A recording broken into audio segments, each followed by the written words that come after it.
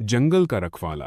कालू एक ताकतवर भैंसा था जो पास के गांव में रहता था। वह ना तो किसी का पालतू था और ना ही किसी की जमीन पर बंधा हुआ, लेकिन जब भी गांव पर कोई खतरा आता कालू सबसे पहले वहां पहुंचता था। गांव वाले उसे जंगल का रखवाला कहते थे। एक बार गांव में आग लग गई। लोग खेतों में काम कर रहे थे और कई जानवर खतरे में थे। कालू तेजी से दौड़ा, सबको बाहर निकाला, लेकिन इसी बीच एक बच्चा जो आग के पास खेल रहा था कालू की दौड़ में आ गया। कालू ने उसे बचाने की कोशिश की, लेकिन दौड़ते हुए गलती से उसकी टक्कर से बच्चा गिर पड़ा और गंभीर रूप से घायल हो गया। अगले दिन वह बच्चा चल बसा। गांव में मातम छा गया। दुख में डूबे लोग अपना गुस्सा कालू पर निकालने लगे। हत्यारा, किसी ने चिल्लाया। लोगों ने उसे पत्थरों से मारा, उसे भगाया और उस पर लांछन लगाया। कालू चुपचाप सब सहता रहा। उसकी आंखें कह रही थीं कि उसने जानबूझकर कुछ नहीं किया, लेकिन कोई सुनने को तैयार नहीं था। वह जंगल में चला गया। कुछ महीनों बाद गांव पर एक तेंदुए ने हमला कर दिया। कई पशु मारे गए, बच्चे डर से छिप गए। कोई उसे रोक नहीं पा रहा था। तभी एक गर्जना हुई। कालू लौट आया जंगल से घायल, लेकिन गुस्से में भरा कालू तेंदुए से भिड़ गया। लंबी लड़ाई के बाद उसने तेंदुए को हरा दिया, लेकिन खुद गंभीर रूप से घायल हो गया। वह वहीं गिर पड़ा सदा के लिए। गांव वाले दौड़े आए, पर बहुत देर हो चुकी थी। अब उनकी आंखों में पछतावे के आंसू थे। उन्होंने मिलकर गांव के प्रवेश द्वार पर एक शिलापट बनवाया। कालू, जिसने हमें बचाया और हम